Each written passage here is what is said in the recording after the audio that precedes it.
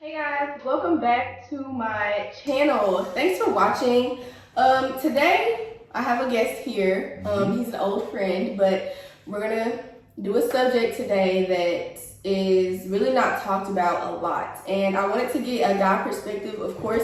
So this basically is gonna be geared towards men, which not all of it is, but we're gonna get his side of it. We're just gonna go ahead and let him introduce himself, and then we're gonna jump into the subject. How you guys doing? I'm Xavier, pretty much the host of Just Another Conversation podcast as well that's coming up. Like Derek said, pretty much been friends for a minute since the Mountain View days, the wild times, as I say. But yeah, I mean, this is definitely an interesting topic today. Definitely not a lot of men talk about the mental health issues that they go through, things like that. We tend to keep it all bottled in, so definitely a good conversation. So we all know that I'm a big advocate on self-care, mental health, because I've been through, those dark spaces where we all don't talk about. But men in general, men tend to hide their emotions. They tend to not let people see when they're weak. And I just think, especially in a Black community, men aren't raised on showing emotions. Yeah. They're not raised on that. And I just know that because I grew up around a lot of men. You're raised to say you have to take care of your family. You have to be strong. You have to be the head of the household. You have to be so headstrong to where you can carry your family on your back. Exactly, definitely. And so I just want y'all to know that it's okay, to be in that dark space. It's okay to feel depressed or to feel sad or some type of emotion. And it's okay to actually get through that. So I just want to know, have you ever dealt with that in your life where you found yourself in a position to where you didn't want to feel that emotion, but you actually dealt with it? Or if you've been through it and didn't actually deal with it? Tell me about that. Yeah, what's actually crazy about the whole thing is that my mom literally yesterday told me I gotta step up as far as showing emotion. Mm-hmm. Cause I mean, like you saying, it's definitely coming up from the tough areas, is no emotion shown at all because you perceive as weak at that point. Yeah. So I mean, nobody want to be, especially a man, nobody want to walk around and be okay. Well, they know I'm weak. They gonna try to, especially in the hood, they ain't trying to hear that. For You sure. weak, they trying to attack you every day. Yeah. You're gonna have to fight every day. So it's just kind of hold it in, and it's when you go home, then you can express yourself and actually be who you are. Sure. So, but like you were saying that I actually went through it for myself, during, which is crazy, when I graduated college. Mm-hmm. Because it was over the simple fact that, okay, so I've been out here, I was at Oklahoma. Right. So I was actually out there for 2 years. So I'm like, okay, I became accustomed to necessarily everything that's out here. Right. And it kind of gave me this bad anxiety of going back home. You got to jump right into it. You got to get a job. You got to provide. You got to do everything. And it's okay, well, you're being looked at as a failure. If you come back home from school, you got your degree. Right. You need to do something with it. You go work at McDonald's. They're going to look at you what are you doing? Yeah. So that whole thing necessarily pressured me a lot. I actually was in a whole depressed mode for at least 5 weeks after I graduated. Because I was putting in applications. I was trying to do pretty much everything. When I came home, I'm necessarily coming home to nothing. Mm-hmm. So my friends are in Oklahoma. I do have friends out here, but I'm with 2 years. So my main friends are in Oklahoma. So my friends are missing. Mm-hmm. I'm coming back to pretty much nothing. No room, no nothing, because you've been gone. So you ain't got nothing. Right. You got to start over from scratch. Mm-hmm. So, I mean, that was definitely a tough time for me necessarily. There's a lot of deep emotions with that time. Definitely a lot of thoughts as far as is this for me? Or what am I going to do? I got to make it necessarily in a sense. So with that being said, I mean, the thing that I pretty much look to the most is pretty much God, obviously. So my relationship with God is going to be the first thing that I always run to. And I feel like that's the first thing everybody should run to. Not trying to push religion on anybody, but that's definitely the first thing you should try to run to. Mm-hmm. And that's what pretty much helped me out with that a lot. Like you were saying, those emotions, you got to keep those bottled in, because if people see that, they see okay, well, this person is weak. Right. Or this person is not strong. Right. So, but do you feel like that's okay? I don't feel like it's okay, but it's bad to say, but it's just something that you feel like you have to do. Your mind is programmed to do this. Right. I want to cry right now, but no. Yeah. Type thing. Right. When it's reversed, if it's a woman, she's gonna do it right then and there, on cue, she's gonna cry. So for a man, it's okay, well, if I'm feeling this way, let me go do something else. Right. I was actually reading, I was telling you, I was doing some research on it, And it makes sense because when you feeling like that, men tend to go to drugs, men tend to go to alcohol, like something you gotta, it's like you gotta go literally to something else to get over that. And for me, it was definitely like, okay, well, I gotta get my mind off of it. I gotta go drink. I gotta go do something. You gotta go just totally get your mind off it. So definitely, I feel like, I don't feel like it's right to do, but men are so accustomed to doing it. And over time, if you work on it, it has to be a conscious effort to actually work on it. That's the only time it'll become like something that's easier for you. Right. And so that's crazy because you said men go to like drugs and other stuff. It was an actual study that I looked up. So this was when times were kind of hard back in the day. Men were more prone to suicide. Men. Yeah. And that's hard to believe though. No, definitely. I actually did the same thing. It showed that the second leading cause in men death is suicide. Like from 10 to 39 is suicide, which is, there's a lot of stuff you can die from out there. Why do you think they want to end their life?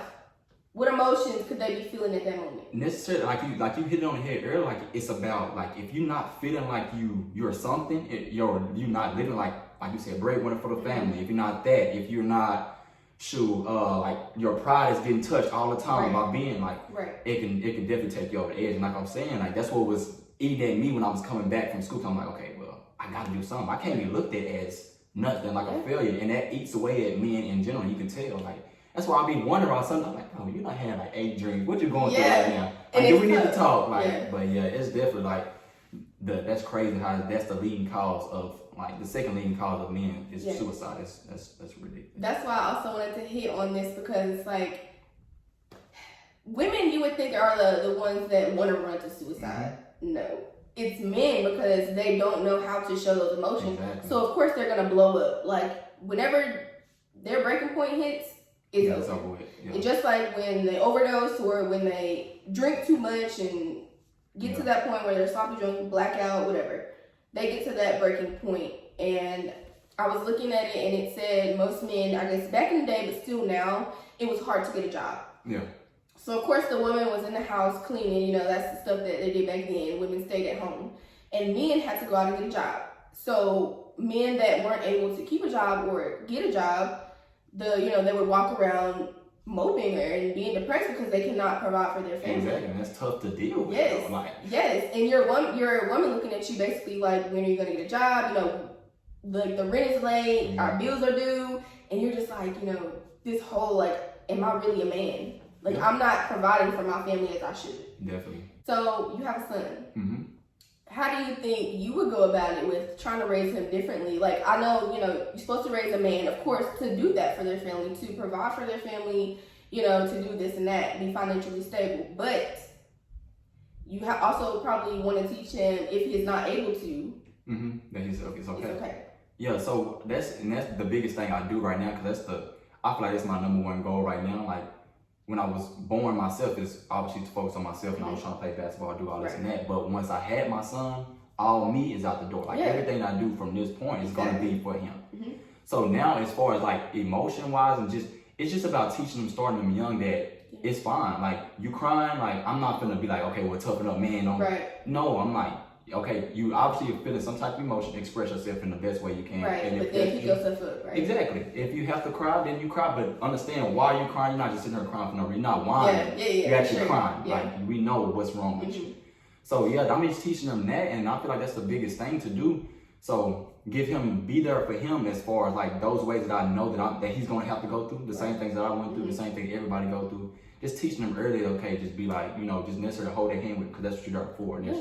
To nurture and guide them just through anything that they have. And one of the biggest things that I feel like you just have to have that as a man, we have to have at least one person we can just go to though. Like that go-to person is so valuable. And I feel like I said, for men that already growing up in it and already bottle their emotion in, they go-to person literally is like you said, the alcohol, those type of things. But actually having a person so that you can talk to should actually be the way. Because like I said, when I was going through it myself, I actually started, I'm not a comfortable person with just giving everybody my emotions or doing that. So what I started to do necessarily is like just video memos on our phones. Like we paid $1,000 for these phones, they got all these features on it. Use it. Definitely. Like video memos on our phone definitely helped me a lot. Just sitting there, just talking to myself, just getting out what I have to say. And that's definitely a solution that I feel like some people can actually try to. That's a big step because I know most people are not going to talk to themselves. But you can't be judged, literally. No. Like, you sitting here talking to yourself, nobody's gonna know. Like, is you okay? Yeah, it's just the fact that people don't want to.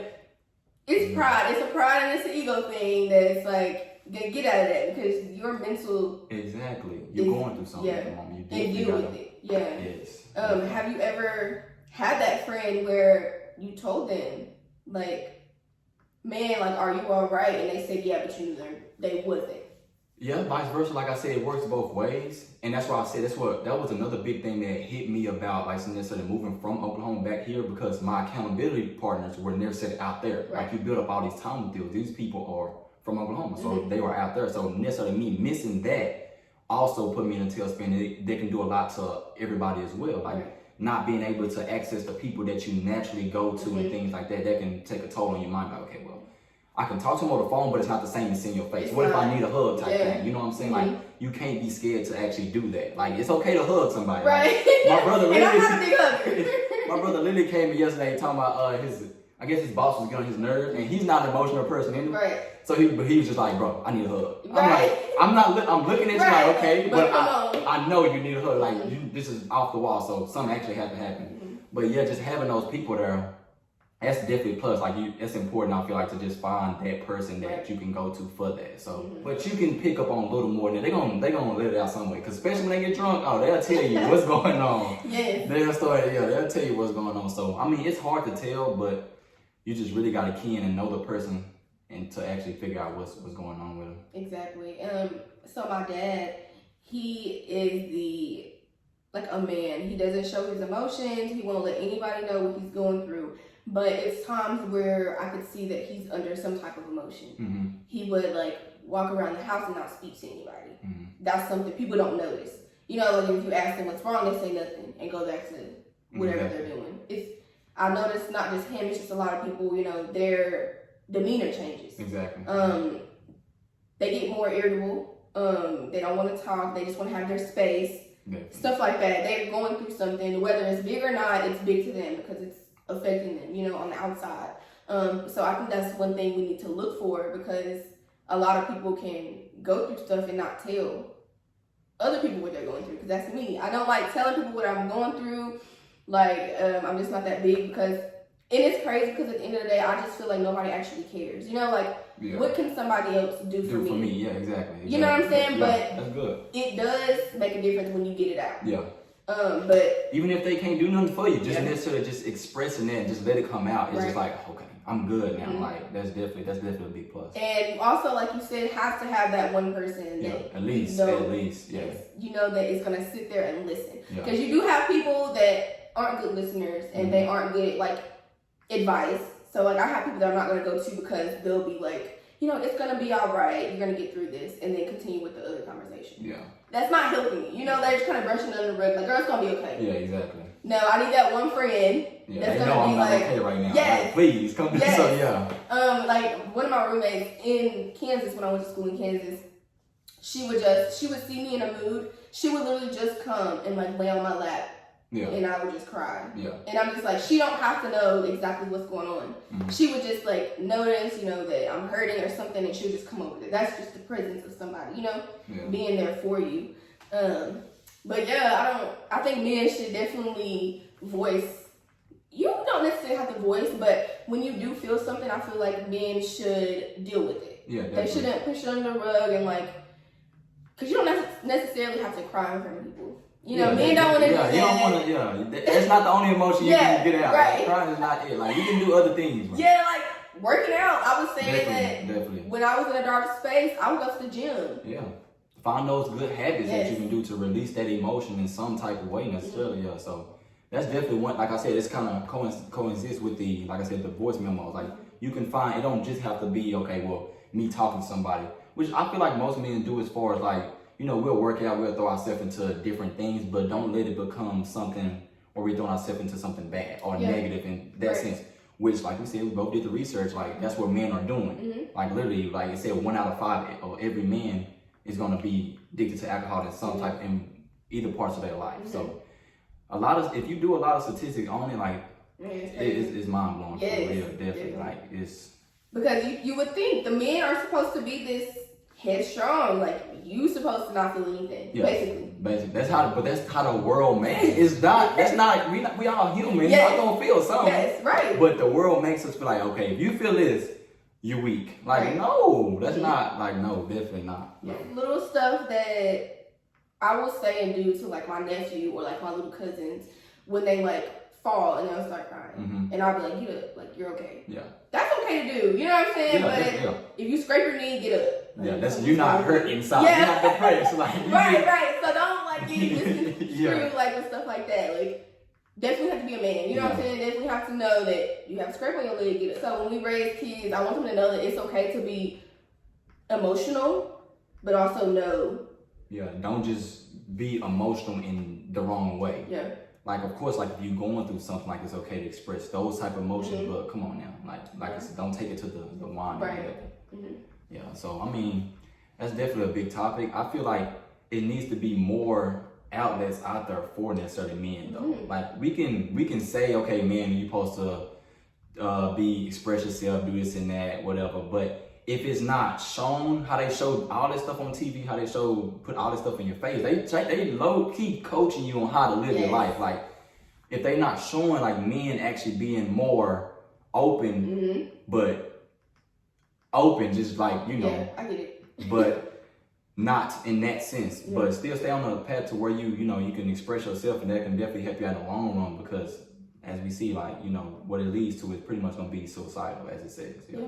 And I want us, like you said, it has to be other people held accountable. Women, if we do have a man in our life, whether it's our brother, whether it's our husband, our spouse, cousin, whatever it is, we need to be that person to notice these things that's going on. Okay, since you're saying it, also women, when you see that your man doesn't, know how to express himself emotion-wise, like don't necessarily just try to force. Right. Let it just, like you were saying, like your best friend sometimes just lay on your lap. Like don't just, you can't force a man to do something, like especially out of nowhere, especially if he's older, which he's built these habits over time. Right. So but them habits are there. Yeah. You can't force him to be a certain way. Just understand, okay, we can grow through this. Understand, like you gotta know your man pretty much. Like you want this time, I'm gonna give it to you. You don't want to talk right now, I'm gonna give it to you. Don't go get an attitude. Yeah. Like like both of y'all mad. Then we both mad. Like, damn, man, why you mad? I'm supposed to be mad. I'm stressed out right now. Exactly. That's what us women do need help on, because no, definitely. You can't push, like, so let's say I ask you, like, what's wrong with you? You say nothing. I said, what's wrong with you? You're not acting the way you're supposed to, blah, blah, blah. That's actually adding more stress. Now it's like, exactly. This is why, please chill. You know what I'm saying? Yeah. So it's kind of like, we need to do better as women with people in our lives, because definitely can we adding some add more to the fire already. Like, hey, I'm already stressed over work. I got this, and you trying to come in here and be mad? Like, relax. Right. So I feel like us as women should make it easier for men, and I want to say make it easier for men, because we're not just talking about men go through stuff, because of course women, but it's harder for men to deal with stuff. I think us as women should make it easier in a stress-free zone when they are going through something, because we can easily make it more stressful than what it already is for them by just nagging. And yes, women nag. Like, that's just definitely in our nature, which I'm not going to say we don't.